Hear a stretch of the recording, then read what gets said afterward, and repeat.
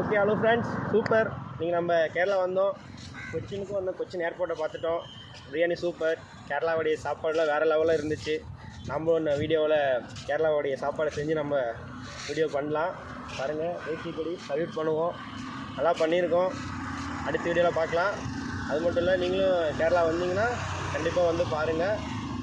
தேசிய கொடியை கேரளாவை மறந்துடாதீங்க, கொச்சினை மறந்துடாதீங்க. Okay, love you all.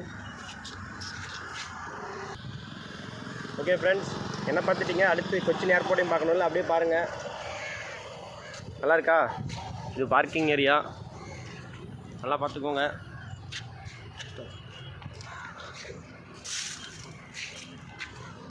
தூரத்தில் நம்ம அண்ணா ஒருத்தவங்க கையாட்டிகிட்டே இருக்காங்க.